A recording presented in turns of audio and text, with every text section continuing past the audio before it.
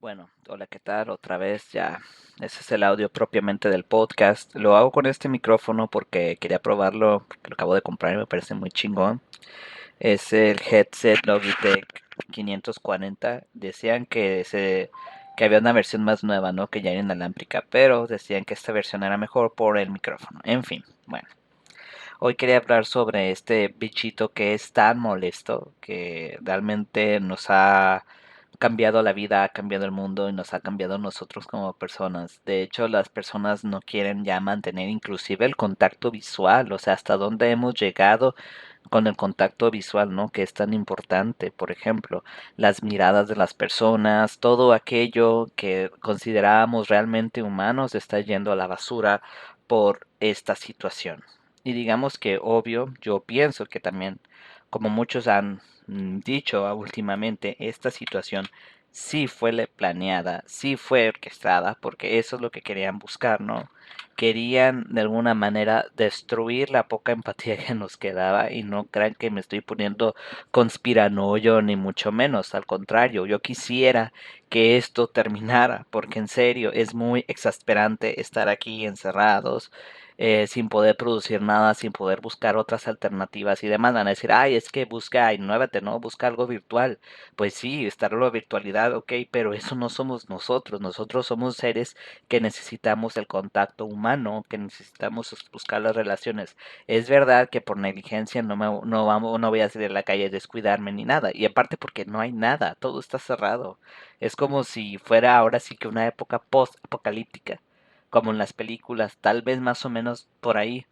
Digamos que así va a ser porque está entrando el estado policíaco en todos lados. Si no tienes una justificación de decir que vas por comida o vas por medicinas o lo que sea, no te dejan salir. Y eso es lo peor, ¿no? O sea que realmente como persona están quitándote las pocas libertades que ya nos quedan a todos. Ok, esto no es exclusivo de nadie. O sea, esto ya va más allá de todo lo que nosotros pensamos o racionalizamos. Por lo que decía en el programa anterior, la importancia de las emociones, la poca importancia que le damos a todo esto y realmente lo que está sucediendo, ¿no? A mí me encantó, déjenme buscarlo, creo que aquí está. Voy a leer un artículo de Paul Preciado de la sopa de Wuhan y la fiebre de Wuhan. Son como dos, como revistas, por así decirlo, que hicieron estos filósofos, no solamente él, sino varios, así hablando del exterminio de las libertades, del cambio de política y qué estamos haciendo al respecto de todo esto, ¿no? O sea, entonces me parece muy importante y lo voy a leer tal cual. Me parece que aquí está, vamos a ver, la sopa de Wuhan. Creo que lo tenía en el cel, pero dije, "Ah, lo voy a hacer en el cel, pero no, aquí de una vez en la compu. Es más cómodo y se ve mejor. Vale, a ver si el internet me da, ¿ok? Voy a pasar el audio para poder buscar, a ver si me carga esta cosa.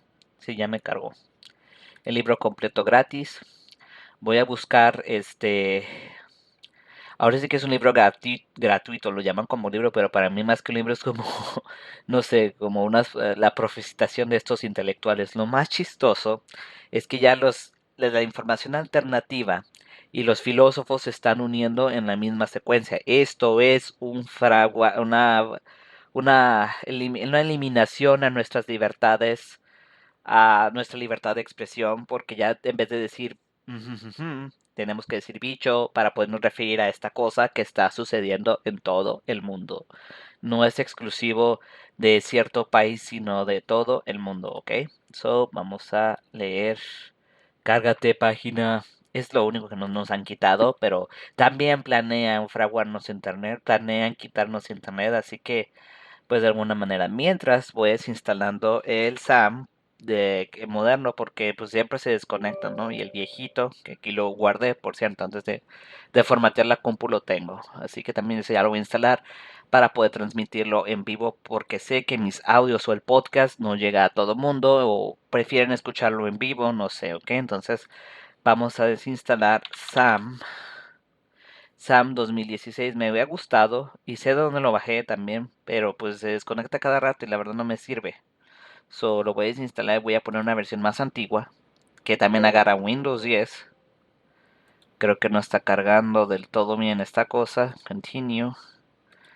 Ahorita vamos a ponerle kill. Sí, vamos a desinstalar el programa. Voy a pausar el audio mientras hago esto para no atardar, alargarlo con esta cosa, ¿vale? Ahorita regreso. Ay, se está, perdón. Shit, no era aquí. Seguimos con la grabación. Sorry, es que tenía que instalar el SAM. Entonces, bueno. Aprendiendo del virus, Paulo Preciado, publicado en El País 28 de marzo del 2020. Si Michel Foucault hubiera sobrevivido al azote del SIDA y hubiera resistido hasta la invención de la triterapia, tendría hoy 93 años. Habría aceptado de buen agrado haberse encerrado en su piso de la Rue Bourguirat, el primer filósofo de la historia en morir de las complicaciones generadas por el virus de inmunodeficiencia adquirida, nos ha legado algunas de las nociones más eficaces para pensar la gestión política de la epidemia, que en medio del pánico y la desinformación se vuelven tan útiles como una buena mascarilla cognitiva. Lo más importante que aprendimos de Foucault es que el cuerpo vivo y por lo tanto mortal es el objeto central de toda la política. No hay política que no sea una política de los cuerpos, pero el cuerpo no es para Foucault un organismo biológico dado sobre el que el después actúa el poder. La tarea misma de la acción política es fabricar un cuerpo, ponerlo a trabajar, definir sus modos de reproducción, prefigurar las modalidades del discurso a través de la que ese cuerpo se ficcionaliza hasta ser capaz de decir yo. O sea, que quiere decir que toda la configuración dada y consensuada por una sociedad en los cuerpos para poder después identificarse con el yo.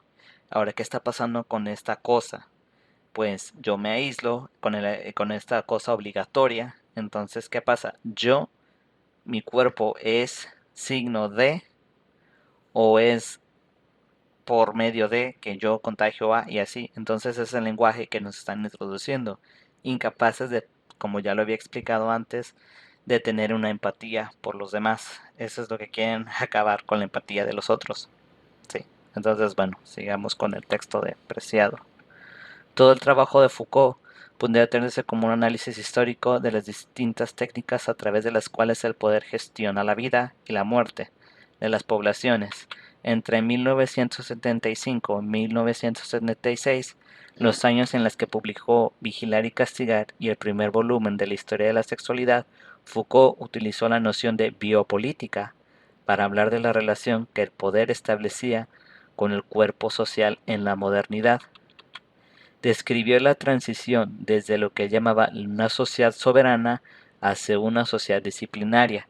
Esto quiere decir que están ejerciendo sobre nosotros ese dispositivo disciplinario. Quédate en casa, usando a distancia. Es un ejercicio de control ya de las que nos están mermando las pocas libertades que quedan en una sociedad. ¿Vale? Como el paso desde una sociedad que define la soberanía en términos de decisión y ritualización de la muerte a una sociedad que gestiona y maximiza la vida de las poblaciones en términos de interés nacional, siempre por interés. ¿Vale? Para Foucault, las técnicas gubernamentales biopolíticas se extendían como una red de poder que desbordaba el ámbito legal o la esfera punitiva, convirtiéndose en una fuerza somatopolítica, una forma de poder especializado que se extendía en la totalidad del territorio hasta penetrar en el cuerpo individual. ¿Vale? O sea, ¿cómo asumimos este ejercicio de coerción? Ya lo llevo yo hasta mi casa, a mi ámbito privado, entonces de ahí puedo esparcir este modo disciplinario y también ejercer esa coacción con los demás que me rodean.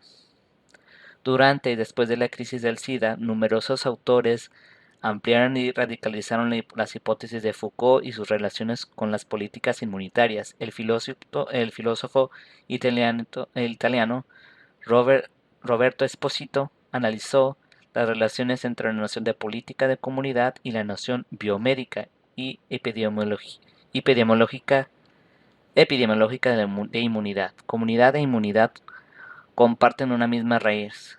Munus, en latín, munus era el tributo que alguien debía pagar por vivir o formar parte de la comunidad. O sea, aquí podemos trasladarlo al munus a decir, bueno, yo me quedo en casa, sigo las reglas, escucho las noticias, hago caso a lo que me dicen y no cuestiono todo ese sistema. ¿Ok? La comunidad es un cum, con munus, deber, la obligación, pero también ofrenda. Un grupo humano religado por una ley y una obligación común, religado, religión.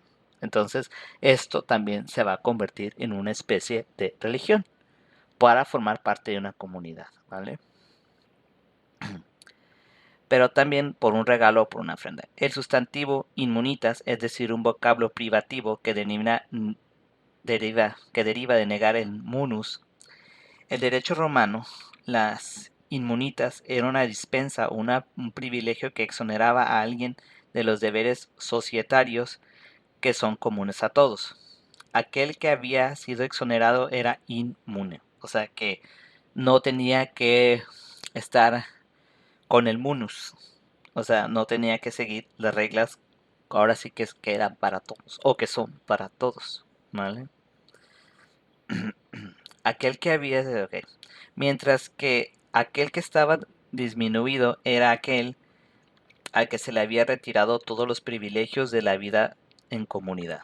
Roberto Esposito nos enseña que toda biopolítica es inmunológica. Supone que la definición de la comunidad y el establecimiento de una jerarquía entre aquellos cuerpos que están exentos de tributos, los que son considerados inmunes, y aquellos que la comunidad percibe como potencialmente peligrosos, los denumi, demoni, y que eran excluidos en acto de protección inmunológica.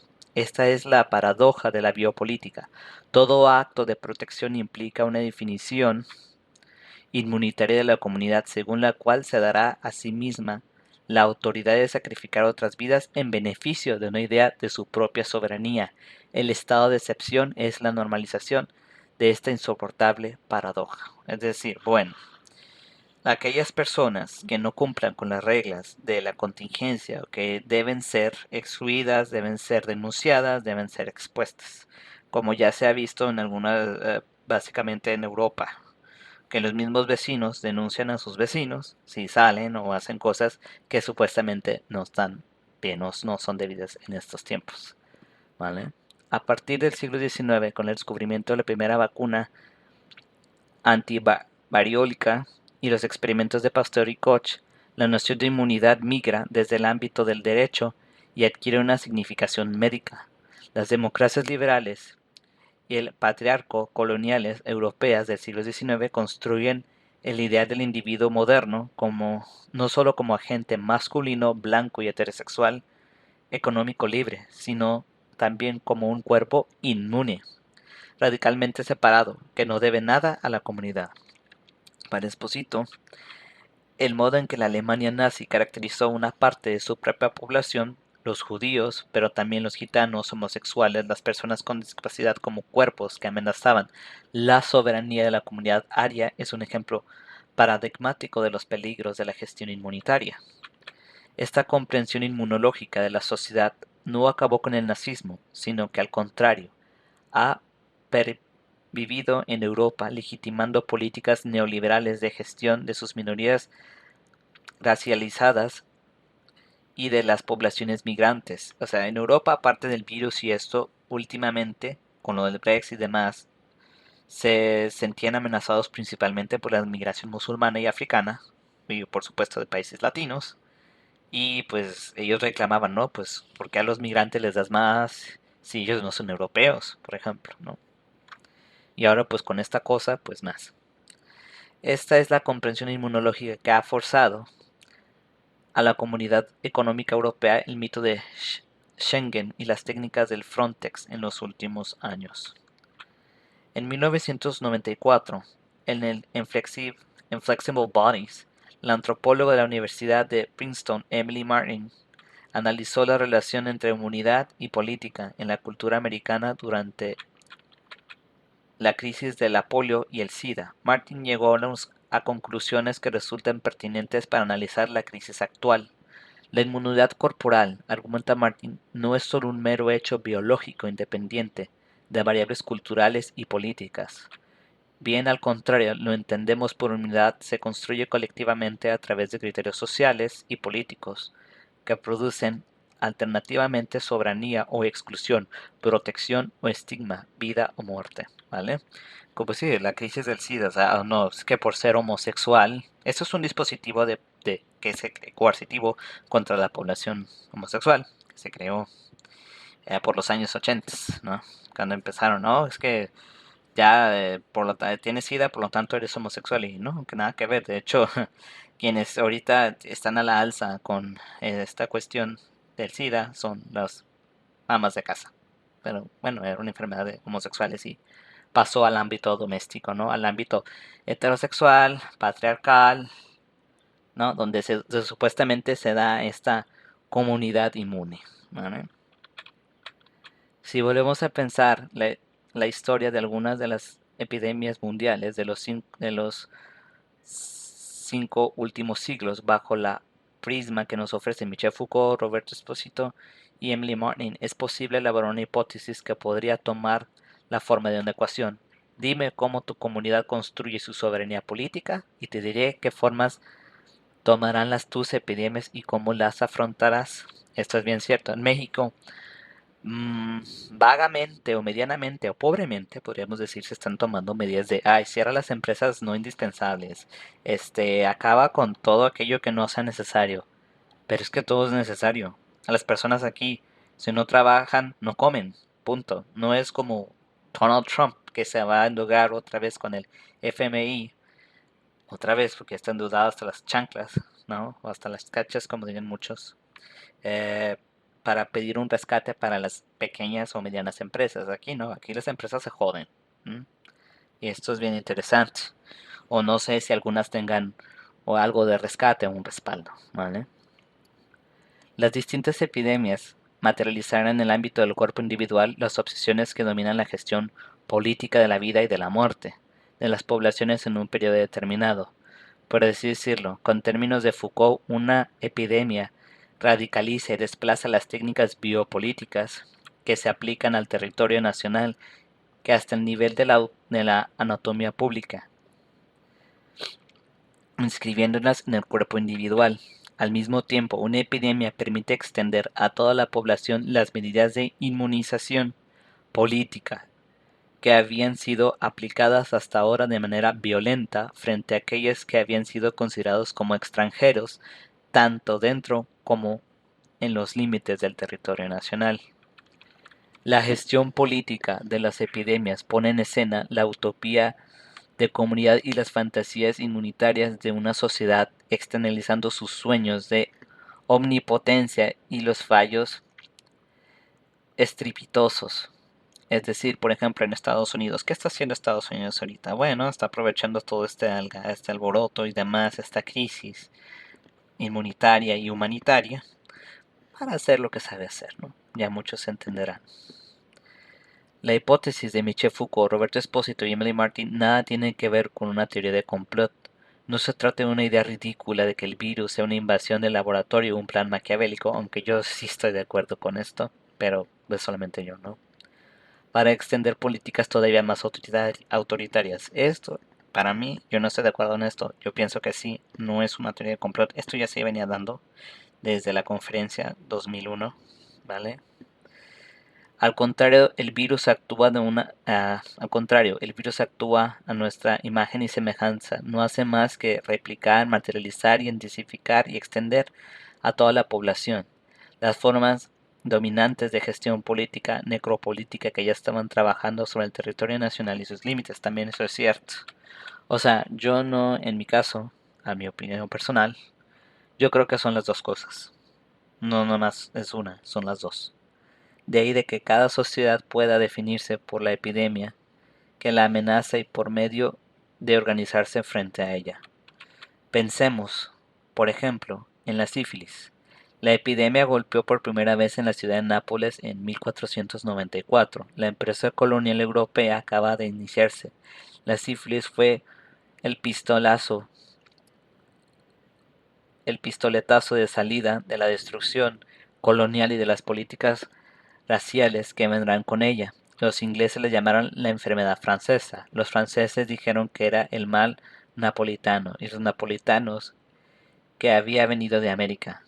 Se dijo que había sido traída por los colonizadores que había sido infectados por los indígenas. El virus, como nos enseñó Derrida, es por definición el extranjero, el otro, el extraño, ¿vale? Y estos vienen el otro, el extraño, el extranjero, no solo trasladándose de una nación a otra, sino aquellos que es, pues como ya sabemos, tienen una ideología política diferente, una religión política diferente, una orientación diferente, una identidad diferente a la hegemónica. La infección sexual transmitible de la sífilis materializó en los cuerpos de los siglos XVI al siglo XIX las formas de represión y exclusión social que denominaban la modernidad patriarco-colonial, la obsesión por la pureza racial, la prohibición de así llamados matrimonios mixtos entre personas de distinta clase y raza, y las múltiples restricciones que pasaban sobre las restricciones sexuales y extramatrimoniales. Vean cómo definieron una ficción, como bien lo decía Preciado Riva, o sea, matrimonios mixtos, ¿no? Eh, Relaciones extramaritales mixtas, indebidas. ¿Y quién respetaba eso? Realmente nadie, y nadie lo sigue haciendo. Eso es una falacia para mantener un supuesto control que no existe. O bueno, o que ahora sí va a existir, pero a fuerzas. No, ahora sí te lo van a imponer. Ahora sí van a usar la biopolítica para ejercer ese control.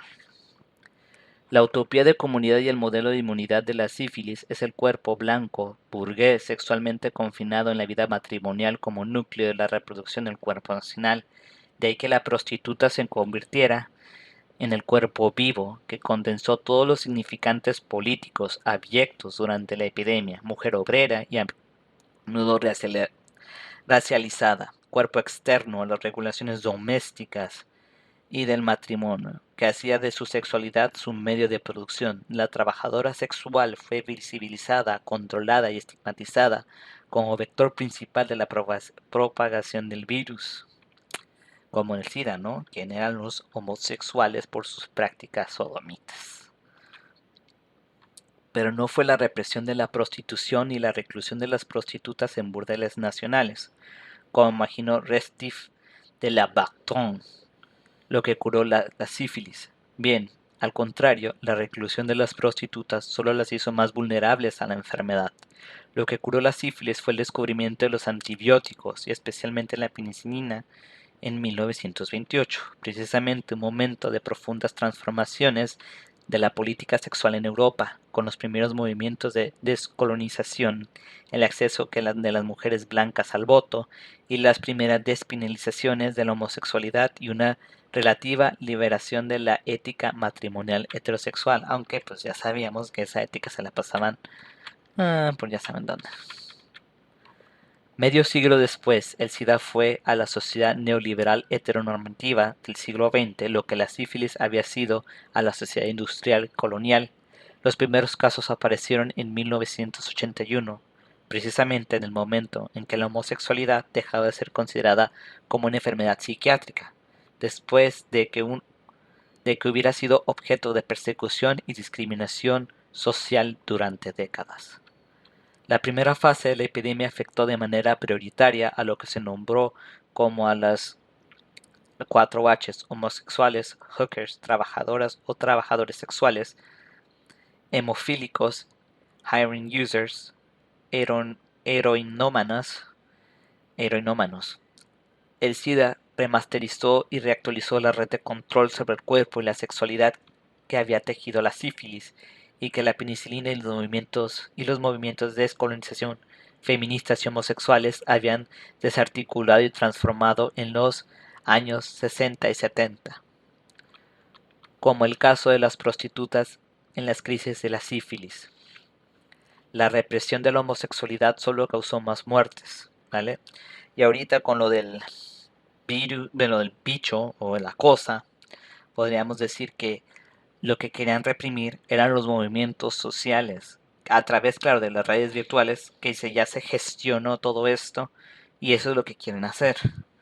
Ahora sí, desde el miedo al otro, ¿vale?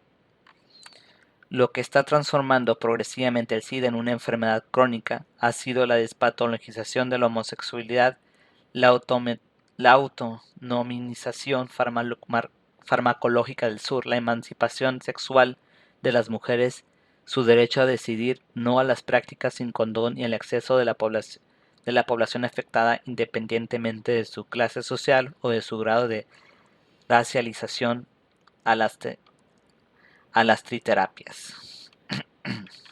El modelo de comunidad e inmunidad del SIDA tiene que ver con la fantasía de la soberanía sexual masculina entendida como derecho innegociable de penetración, mientras que todo cuerpo penetrado sexualmente, homosexual, mujer, toda forma de analidad es percibido como carente de soberanía. Y esto es bien interesante porque hace días comentaba, pues, que la liberación sexual, revolución sexual, en realidad favorecía a aquellos cuerpos dominantes, ¿no? Que de alguna manera siempre han ejercido su poder ahora con más libertad, con esta sexualización de los cuerpos vulnerables, principalmente. Pero eso es lo que yo pienso, ¿verdad? Bueno, volvamos ahora a nuestra situación actual. Mucho antes que hubiera aparecido el bicho, habíamos ya iniciado el proceso de mutación planetaria. Estábamos atravesando ya, antes del virus, un cambio social y político tan profundo que afectó a las sociedades que desarrollaron la sífilis. En el siglo XV, con la invención de la imprenta y la expansión del capitalismo colonial, se pasó de una sociedad oral a una sociedad escrita, de una forma de producción feudal a una forma de producción industrial esclavista, y de una sociedad teocrática a una sociedad regida por acuerdos científicos, en que las nociones de sexo, raza y sexualidad se convertían en dispositivos de control necrobiopolítico de la población. Hoy estamos pasando de una sociedad escrita a una sociedad ciberoral, de una sociedad orgánica a una sociedad digital, de una economía industrial a una economía inmaterial, de una forma de control disciplinado arquitectónico a todas las formas de control micro, protésticas y mediato, mediáticos cibernéticas. Es lo que ya estaba comentando hace rato, ¿no? O sea, que ya se estaban gestionando estas protestas. Ahora sí que este fallo en el sistema por medio de la virtualización, los medios cibermediáticos. Entonces, bueno, entonces teníamos que pararlo de alguna manera, no solo en el ámbito económico, sino en el político y en social. ¿Vale? En otros textos, en otros textos he denominado fármaco fármaco demasiado fármaco pornográfica al tipo de gestión y producción del cuerpo y de la subjetividad dentro de esta nueva configuración política. O sea, Paulo Preciado ya había hablado de la pornografía en su texto Yonki, la liberación, no me acuerdo del otro libro, pero en el texto Yonki hablaba más sobre de las sociedades farmacopornográficas, de esta nueva configuración política. El cuerpo y la subjetividad contemporáneos ya no son regulados únicamente a través de su paso por las instituciones disciplinarias, escuela, fábrica, caserna, hospital, etc., sino sobre todo un conjunto de tecnologías biomoleculares, micro, prostéticas, digitales y de transmisión de información. En el ámbito de la sexualidad, la modificación farmacológica de la conciencia y del comportamiento de la mundialización de la píldora anticonceptiva para todas las mujeres y también para los cuerpos gestantes, así como la producción de las triterapias, de las terapias preventivas del SIDA o de la Viagra, son algunos de los índices de la gestión biotecnológica, de la extensión planetaria de Internet, la generalización del uso de tecnologías informáticas móvil, el uso de la inteligencia artificial y de algoritmos en análisis de Big Data y el intercambio de información a gran velocidad, el desarrollo de dispositivos globales de vigilancia informática a través del satélite son índices de esta nueva gestión semiotio tecnológica digital. Ok, entonces ya no es solo la regularización de imponer reglas en la comunidad, sino el hecho de controlarnos por todos lados, desde la tecnología más simple, como es un smartphone, ¿no? Desde la nube, etcétera, ¿vale? So, esto es bien importante. Se las ha denominado pornográficas en primer lugar porque estas tecnologías de biovigilancia se introducen dentro del cuerpo, atraviesan la piel, nos penetran, y en segundo lugar porque los dispositivos de biocontrol ya no funcionan a través de la represión de la sexualidad masturbatoria o no, sino a través de la incitación al consumo y a la producción constante de placer regulado y cuantificable.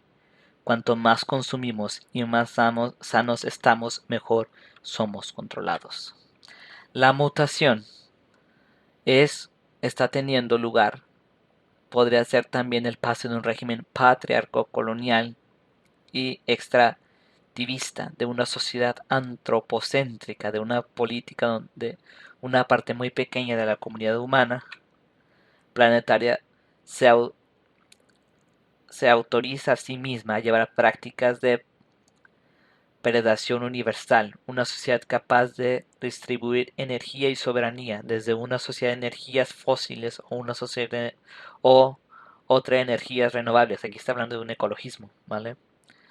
Esta, esta también en cuestión el paso desde el modelo binario de diferencia sexual a un paradigma más abierto de la morfología de los órganos genitales y la capacidad reproductiva de un cuerpo no definen su posición desde el momento del nacimiento y desde un modelo heteropatriarcal a formas no jerárquicas de la reproducción de la vida.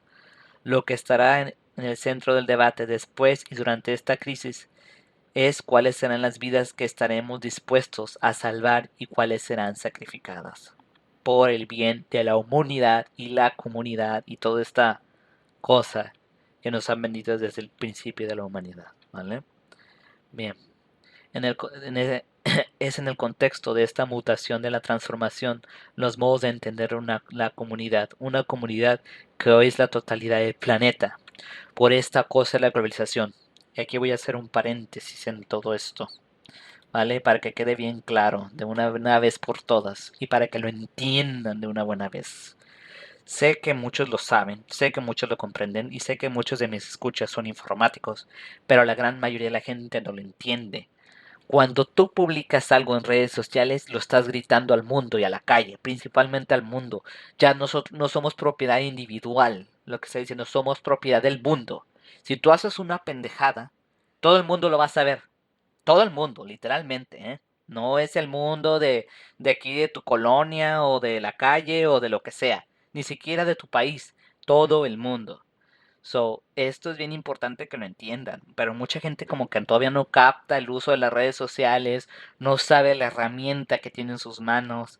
O sea, estamos controlados por formas invisibles, microscópicas que ni siquiera nosotros alcanzamos a entender ni a comprender tampoco, ¿vale? So, de una buena vez hay que entenderlo, ¿ok? Bien. Ese es en el contexto de esta mutación y la transformación de los modos de entender la comunidad, una comunidad en que hoy es la totalidad del planeta y la inmunidad donde el virus opera y convierte una estrategia política. ¿Vale? Y esto hay que entenderlo muy bien. A mí me encanta este texto y lo quise compartir con ustedes. Ya falta poquito, ya lo voy a terminar. Bien. Voy a hacer una pequeña pausa porque todavía me falta para terminar el texto, pero es muy importante que comprendan todo lo que está sucediendo. Como dije, no es solamente um, a nivel mundial, local, es nuestra vida entera la que está en riesgo, ¿vale? Nuestra forma de percibir el mundo, porque después del virus las cosas ya no van a volver a ser las mismas y hay que entenderlo bien, después del bicho, del virus, como sea. No sé si me censuro en YouTube por un amigo, lo voy a subir a YouTube, pero yo convenientemente no lo subiría, más bien a BitChute y a otras alternativas porque de por sí en Facebook me censuraban por muchas cosas y ahora pues va a ser peor, ¿ok? O sea, un ratito más vuelvo. Inmunidad y política de la frontera. Lo que ha caracterizado a las políticas gubernamentales de los últimos 20 años desde al menos la caída de las Torres Gemelas, frente a las ideas aparentes de libertad y circulación que dominaban el neoliberalismo era la era de Thatcher. Ha sido la definición de los estados-nación y en términos neocoloniales e identitarios, y la vuelta a la idea de la frontera física como condición de restablecimiento de la identidad nacional y la soberanía política. Israel, Estados Unidos, Rusia, Turquía y la Comunidad Económica Europea han liderado el diseño de nuevas fronteras que por primera vez después de décadas no habían sido vigiladas o custodiadas, sino reinscritas a través de la decisión de elevar muros y construir diques, y defendidas con medidas no biopolíticas sino necropolíticas como técnicas de la muerte. Como sociedad europea decidimos construirnos colectivamente como comunidad totalmente inmune, cerrada a oriente y al sur, mientras que Oriente y el Sur, desde el punto de vista de recursos energéticos y de la producción de bienes de consumo, son nuestro común almacén. Cerramos la frontera en Grecia, construimos los mayores centros de detención a cielo abierto de la historia en las islas que bordean Turquía y el Mediterráneo, y fantaseamos que así conseguiremos una forma de inmunidad. La destrucción de Europa comenzó paradójicamente con esta construcción de una comunidad europea inmune, abierta en su interior y totalmente cerrada a los extranjeros y migrantes. Y lo que está siendo ensayado a escala planetaria a través de la gestión del virus es un nuevo modo de entender la soberanía en un contexto de la identidad sexual y racial, ejes de la segmentación política del mundo patriarco colonial hasta ahora están siendo desarticuladas. El bicho ha desplazado las políticas de la frontera que estaban teniendo lugar en el territorio nacional o en el superterritorio europeo hasta el nivel del cuerpo individual. El cuerpo individual, tu cuerpo individual como espacio vivo y como entramado de poder, como centro de producción y consumo de energía, se ha convertido en un nuevo territorio en que las agresivas políticas de la frontera que llevamos diseñando y ensayando durante años se expresan ahora en forma de barrera y guerra frente al bicho. La frontera necropolítica se ha desplazado desde las costas de Grecia hasta la puerta del domicilio privado. Lesbos empieza en la puerta de tu casa y la frontera no para de cerrarte, empuja hasta acercarse más y más a tu cuerpo. Calais te explota ahora en la cara. La nueva frontera es la mascarilla. Exactamente, ok. Esto es bien interesante. Ahora las personas, como ya había mencionado anteriormente, ni siquiera te voltean a ver. O sea, ya vas con la mascarilla, yo incluido, a la calle y ves a todos lados como entes extraños, ¿no? Si se me acerca me va a pegar el virus, si se me acerca me va a hacer esto, ¿vale? Entonces sí. El aire que respiras debe ser solo tuyo. La nueva frontera es la epidermis. El nuevo Lampedusa es tu piel. Se reproducen ahora sobre los cuerpos individuales las políticas de la frontera y las medidas estrictas de confinamiento e individualización que, como comunidad, hemos aplicado durante estos últimos años a migrantes y refugiados, hasta dejarlos fuera de toda comunidad. Durante años los tuvimos en el limbo de los centros de retención. Ahora somos nosotros los que vivimos en el limbo del centro de la retención en nuestras propias casas. La biopolítica en la era fármaco-pornográfica. Las epidemias por el llamamiento al estado de excepción y por la inflexible imposición de medidas extremas son también grandes laboratorios de innovación social. La ocasión de reconfiguración a gran escala de las técnicas y del cuerpo y las tecnologías de poder. Foucault analizó el paso de la gestión de la lepra a la gestión de la peste, como el proceso a través del que se desplazaron las técnicas disciplinarias de la especialización del poder y la modernidad. Si la lepra había sido confrontada a través de las medidas estrictamente necropolíticas que excluían al leproso, condenándolo si no a la muerte, al menos a la vida fuera de la comunidad. La reacción frente a la epidemia de la peste inventa la gestión disciplinaria y sus formas de de inclusión excluyente, inclusión excluyente. ¿A qué les suena estas políticas de inclusión excluyente? Bueno, por ejemplo, si eres, vuelvo y repito, desde la disidencia sexual, si eres, no sé, gay, tienes que ser blanco, con dinero, etcétera. Si lesbiana, lo mismo. O sea, tienes que estar dentro de la configuración heteronormativa para poder ser parte de la comunidad. Ahora, con lo del nuevo bicho este que anda azotando el mundo, tienes que quedarte en casa, tienes que tener más o menos, ¿qué puede ser, no? Acceso a internet, Netflix y demás, ¿no? Cumpliendo las reglas, escuchando los medios de comunicación, hacer lo que se te indica porque supuestamente estás protegiendo la vida tuya y de los demás, pero sin embargo estás sirviendo más bien a la comunidad que te impone esas formas disciplinarias, ¿vale? Seguimos con el texto. Con el texto. Segmentación estricta de la ciudad y confinamiento de cada cuerpo en cada casa. De las distintas estrategias que los distintos países han tomado frente a la extensión del bicho muestran dos tipos de tecnologías biopolíticas totalmente distintas. La primera, en funcionamiento sobre todo en Italia, España y Francia, aplica medidas estrictamente disciplinarias que no son en muchos sentidos muy distintas a las que se utilizaron contra la peste.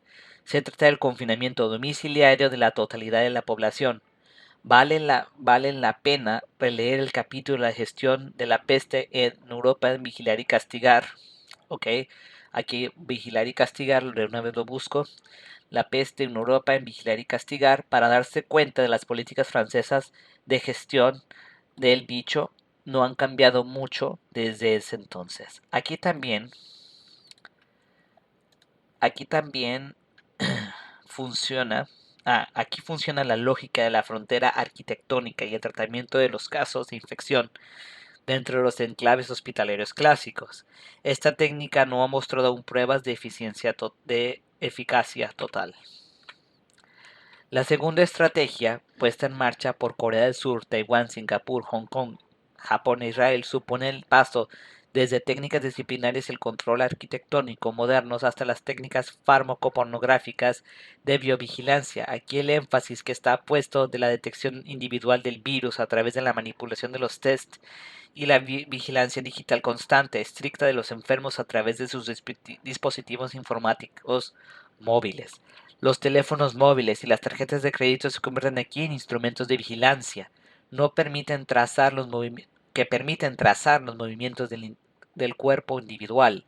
No necesitamos brazaletes biométricos. El móvil se ha convertido en el mejor brazalete. Nadie se separa de él, ni para dormir. Una aplicación GPS informa a la policía de los movimientos de cualquier cuerpo sospechoso. La temperatura, el movimiento del cuerpo individual son monitorizados a través de las técnicas móviles observados en tiempo real por el ojo digital de un Estado ciberautoritario, pero al que la comunidad es una comunidad ciberusuarios y la soberanía es sobre todo la transparencia digital y la gestión de la Big Data o Big Data, ¿no? Pero estas políticas de inmunización política no son nuevas y no han sido solo desplegadas antes para la búsqueda y captura de los denominados terroristas desde los principios de las décadas de los del 2010. Por ejemplo, Taiwán ya había legalizado el acceso a todos los contactos de los teléfonos móviles en las aplicaciones de encuentro sexual como objeto de prevenir la expansión del SIDA y la prostitución en Internet. El bicho ha legitimizado y extendido estas prácticas estatales de biovigilancia y el control digital normalizados, haciéndolos necesarios para mantener una cierta idea de inmunidad. Sin embargo, los mismos estados implementan medidas de vigilancia digital extrema, no se plantean todavía prohibir el tráfico y el consumo de animales salvajes, ni la producción industrial de aves y mamíferos, ni la reducción de emisiones de CO2. Lo que ha aumentado no es la inmunidad del cuerpo social, sino la tolerancia ciudadana frente al control cibernético, estatal y corporativo. Lo que no ha aumentado no es la inmunidad del cuerpo social, sino la tolerancia ciudadana frente al control cibernético corporativo. ¿Qué quiere decir? Que nosotros damos nuestro consentimiento para que se nos vigile de pi a pa, día y noche, ¿vale? O sea, que nosotros estamos dando pie a que esto siga en marcha, ¿vale? Bien. La gestión de la política del bicho como forma de administración de la vida y de la muerte dibuja los contornos de una nueva subjetividad. Lo que se habrá inventado después de la crisis es una nueva utopía de comunidad inmune y una forma de control del cuerpo. El sujeto tecno patriarcado neoliberal que el bicho fabrica no tiene piel, es intocable, no tiene manos, no intercambia bienes físicos ni toca monedas, paga con tarjeta de crédito, no tiene labios, no tiene lengua, no tiene labios, no tiene lengua, no habla en directo, deja un mensaje de voz, no se reúne ni se colectiviza. ¿Qué tal? Es radicalmente individuo, no tiene rostro, tiene máscara. ¿Ven? ¿Por qué hicieron todo este desmadre? ¿Por qué hicieron toda esta mierda? Porque querían detener. Si con la herramienta de tecnología podían hacer un cambio, ahora sí, cabrones, los vamos a frenar aquí. Aquí los vamos a detener.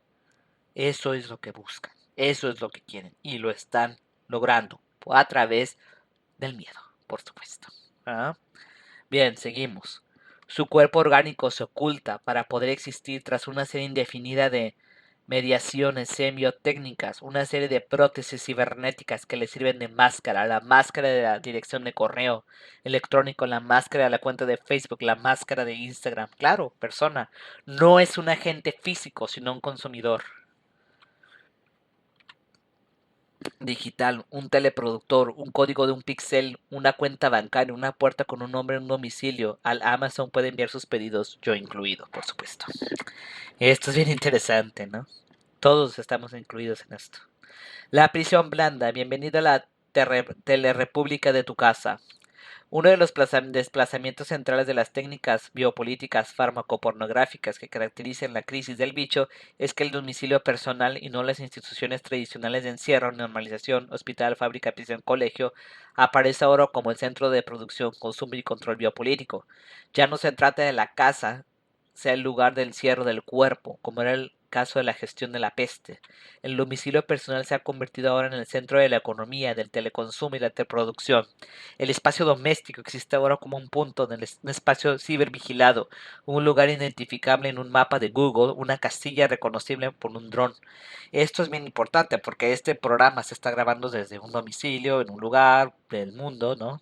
Principalmente, ¿no? Y ahora sí que hay contradicción, pero así es, ya no hay un lugar establecido como la radio o como un estudio de radio donde se haga todo esto. Ahora desde una casa tú puedes producir, puedes hacer con el dispositivo en la palma de tu mano. Yo obviamente estoy usando un ordenador o una computadora, pero en un celular tú puedes hacer un programa de radio como este, puedes hacer un videoblog, puedes hacer lo que tú quieras con el dispositivo, pero también es un brazalete de biovigilancia y de vigilancia, ¿vale?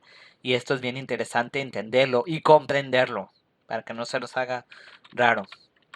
Si yo me interesé en su momento, dice el autor, por la mansión Playboy, es porque esta funcionó en plena Guerra Fría como un laboratorio en el que se inventaban los nuevos dispositivos de control farmacopornográfico del cuerpo y de la sexualidad que se deben de extenderse a partir de los principios del siglo XXI. Ahora que se amplía la totalidad de la población mundial con la crisis del bicho. Cuando hice mi investigación sobre Playboy me llamó la atención el hecho de que Hugh Hefner, uno de los hombres más ricos del mundo, hubiera pasado casi 40 años sin salir de la mansión, vestido únicamente con pijama, batín y pantuflas, bebiendo Coca-Cola y comiendo Butterfingers, y que hubiera podido dirigir y producir que la revista más importante de Estados Unidos, sin moverse de su casa, incluso de su cama, suplementaba con una cámara de video, una línea directa de teléfono, radio e hilo musical. La cama de Hefner era una auténtica plataforma de producción multimedia de su habitante. En aquellos años, imagínense ahora. Su biógrafo Steve Watts denominó a Hefner un recluso voluntario en su propio paraíso.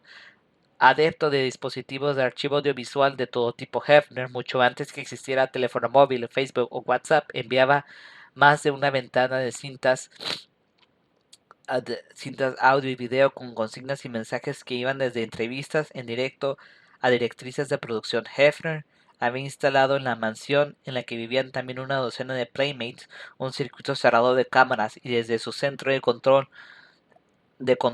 acceder a todas las habitaciones en tiempo real.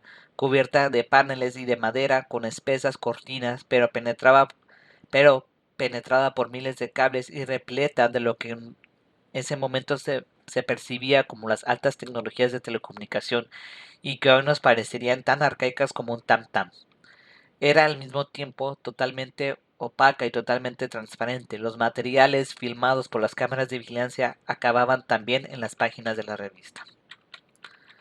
La revolución biopolítica silenciosa que Playboy lideró suponía, más allá de la transformación de la pornografía heterosexual en cultura de masas, la puesta en cuestión de la división que había fundado la sociedad industrial del siglo XIX, la separación de las esferas de producción y reproducción, la diferencia de la fábrica y el hogar, y con ella la distinción patriarcal entre masculinidad y feminidad.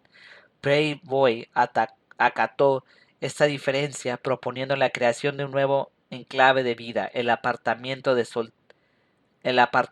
soltero totalmente conectado a las nuevas tecnologías de comunicación, del que el nuevo productor semiótico no necesita salir ni para trabajar ni para practicar sexo, actividades de además que se han vuelto indistinguibles. Su cama geriátrica era al mismo tiempo su mesa de trabajo, una oficina de dirección, de un escenario fotográfico y una cinta sexual, además de un plato de televisión donde se rodeaba del famoso programa Playboy After Dark.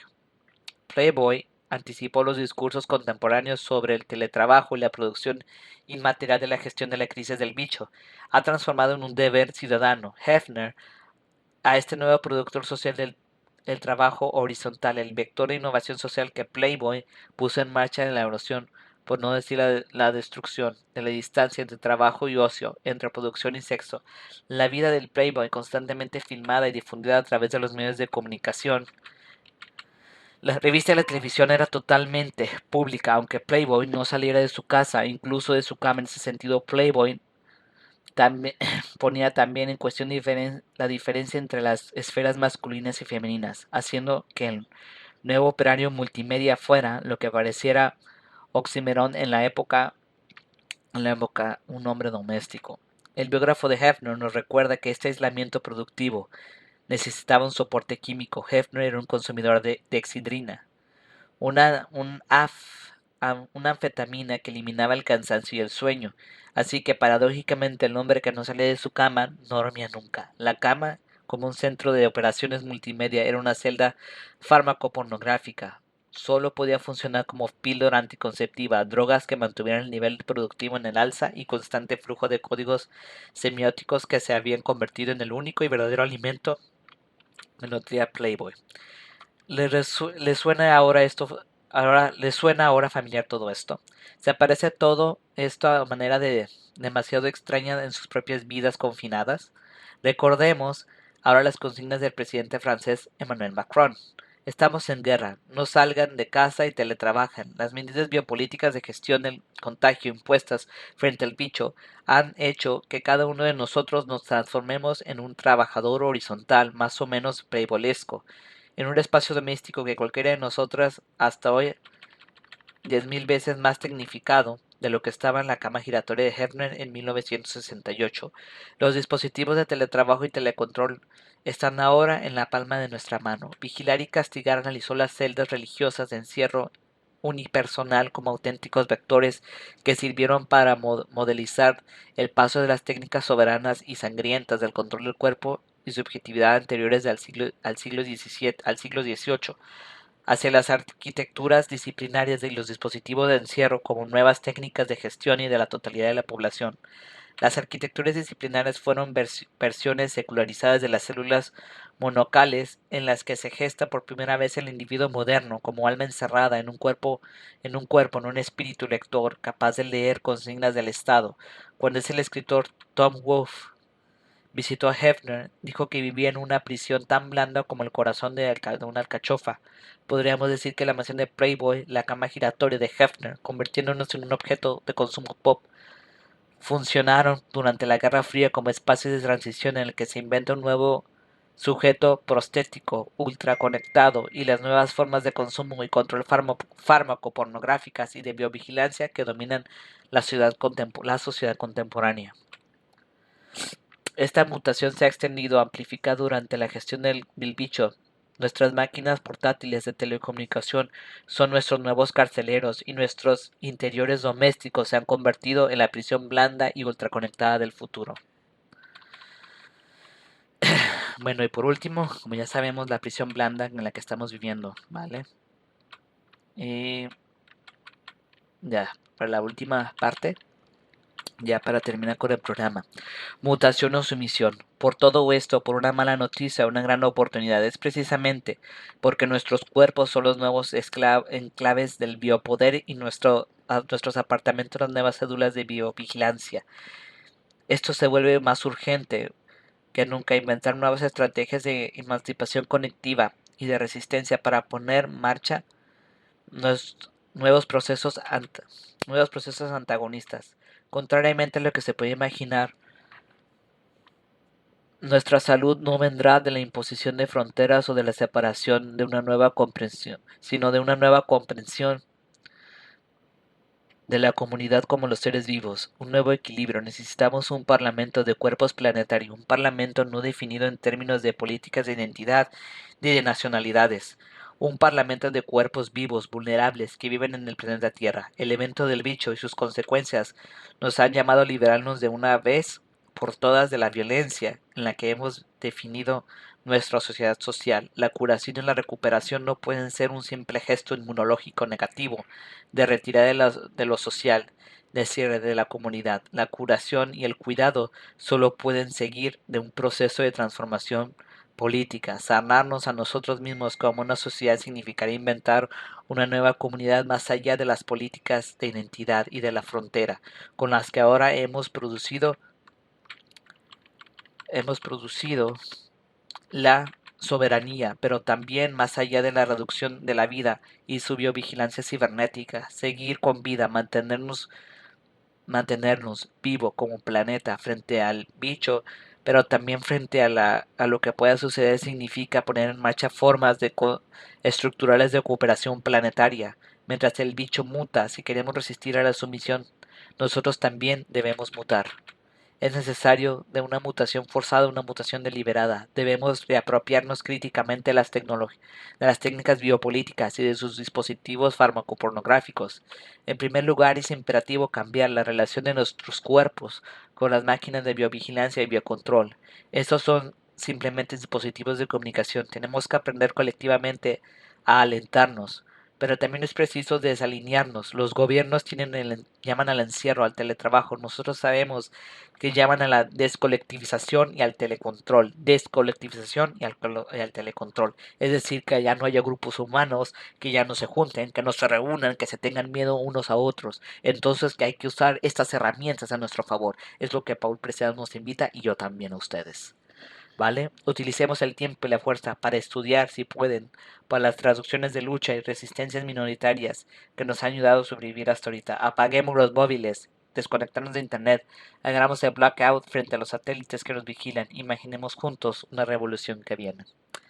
Pero obvio, la gente no se va a desconectar, ni mucho menos, ni yo tampoco. Por eso estoy haciendo este programa que casi dura una hora. Pero aquí yo ofrezco mis reflexiones y yo también comparto mucho lo que dice Paul Preciado. Me encantó este texto y lo comparto con ustedes y se los leo. Es importante entender, utilizar las herramientas que tenemos a nuestra disposición. Si nos quieren descolectivizar, colectivizarnos con lo que tenemos a nuestro alcance para hacer una diferencia. Bueno, esto ha sido todo. Muchas gracias por escuchar el programa. Nos vemos hasta entonces. Bye bye.